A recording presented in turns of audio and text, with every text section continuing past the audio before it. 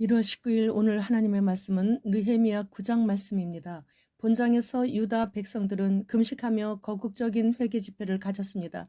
본격적인 회개 운동이 일어난 것이죠. 이때 이스라엘의 역사를 되새기며 이스라엘을 구원하시고 은혜 가운데 인도하신 여호와 하나님의 위대한 사랑을 회상하는 것입니다. 1절로 3절 말씀. 그달 스무 나흘 날에 이스라엘 자손이 다 모여 금식하며 굵은 베옷을 입고 티끌을 무릅쓰며 모든 이방 사람들과 절교하고 서서 자기의 죄와 조상들의 허물을 자복하고 이날의 낮 4분의 1은 그 제자리에 서서 그들의 하나님 여호와의 율법책을 낭독하고 낮 4분의 1은 죄를 자복하며 그들의 하나님 여호와께 경배하는데 3시간은 서서 율법책 낭독하고 또 3시간은 회개와 죄 자복하고 하나님을 경배하였습니다. 하나님은 한 분 하나님이십니다. 성령님은 한 분이십니다. 따라서 하나님의 말씀이 중심이 되어 선포되어질 때 회개와 자복의 역사가 일어나는 것은 예나 지금이나 항상 똑같습니다. 말씀 없는 곳에서는 결코 회개가 일어날 수 없습니다. 예배를 드릴 때 참 하나님의 오염되지 않은 말씀이 선포되어져야 되고, 그러면 가슴이 뜨거워지며 콧잔등이 시큰해지며 자신의 잘못된 언행이 씻을 수 없는 큰 죄였음을 깨닫게 되어지는 것이죠. 멋있고 혼을 자극하는 내 귀에 듣기 좋은 말씀이 쏟아지는 성령님과 아무런 관계없는 예배에서는 죄 또한 그땐 어쩔 수 없었어. 스스로 그렇게 변명만 하게 되고 나만 그랬나 뭐 다들 그랬는데 뭐 어때 하면서 대수롭지 않게 생각하고 죄책감도 없이 그냥 넘어가게 되는 거예요. 일주일에 딱 한 번 주일 예배를 드리면서 하나님 말씀이 50분을 넘어가면 온 몸을 뒤틀면서 예배 후 교우들과의 친교는 저녁 시간까지 이어져도 지루한 줄 모르는 그런 형식적인 예배를 드렸다면 지금 이 시간부터라도 다시 시작하는 것이 우리 영혼에 이롭습니다. 이스라엘 백성들은 회개하면서 이방 사람들과 먼저 절교부터 했습니다. 우리를 하나님께 붙어 있지 못하도록 세상으로 끌어나가려고 하는 무리들과 절교부터 해야 하는 것이에요. 말세에는 재물과 친구하는 것이 자랑이 아니고 독이에요. 예수님만 머릿속에 들어있는 입만 열면 예수님 이야기로 꽃을 피우고 싶어하는 그런 진정한 그리스도인 한두 명만 있어도 신앙생활하는 데 참으로 유익한 것입니다.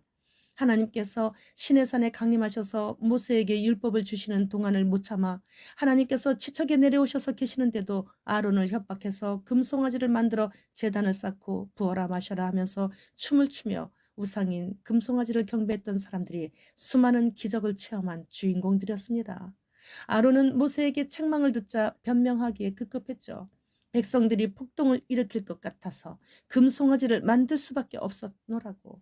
아론은 자신의 목숨을 하나님보다 더 소중하게 여겼던 것이죠. 지금 현대 교회의 높은 강대상을 우러러보며 설교자들의 입을 통해 듣는 말씀이 무엇인가요? 아론과 같이 군중들의 분노를 사지 않는 설교, 그들의 기분을 맞추어 줄 수 있는 말씀들이 대부분이 아니겠어요? 지금 현대 종교 지도자들과 금송아지를 만들어 백성들의 비위를 맞추어 주었던 아론과 다를 것이 뭐가 있느냐 말이에요.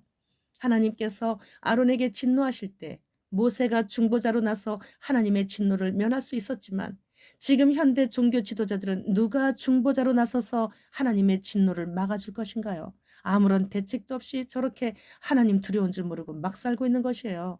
아무리 옆에서 충언을 해도 그런 사람들은 듣지도 않습니다. 이미 그들은 들을 귀를 자신의 탐심으로 인해 스스로 닫아버렸기 때문이죠. 옛날 어느 고을에 누구 말도 듣지 않는 고집센 사람이 5 곱하기 5는 24라고 계속 우기는 거예요. 그때 사리분별할 수 있는 똑똑한 사람이 5 곱하기 5는 25라고 아무리 말해줘도 듣지 않아서 할 수 없이 원님에게로 판결을 받으러 갔습니다. 그런데 다 듣고 난 원님이 고집센 사람은 가라고 하더니 똑똑한 사람을 곤장을 때리는 것이에요. 그 사람이 억울하다고 하니까 저렇게 자기 고집대로만 우기는 아둔한 사람과 싸움을 하고 있는 네가 더 어리석은 놈이라서 때렸다고 그렇게 판결을 내렸다고 합니다. 지금 설교자들이 얼마나 고집이 센지 몰라요. 주님이 다시 오시긴 오신다고. 그러나 우리 대가 아닌 우리 자손에 대해 오신다고. 이 세상에 현재 있는 자원들이 100년을 못 쓸 정도로 지금 자원들이 고갈돼 가고 있기 때문에 다른 대책을 세워야 한다고 고집부리고 있는 학자들하고 똑같아요.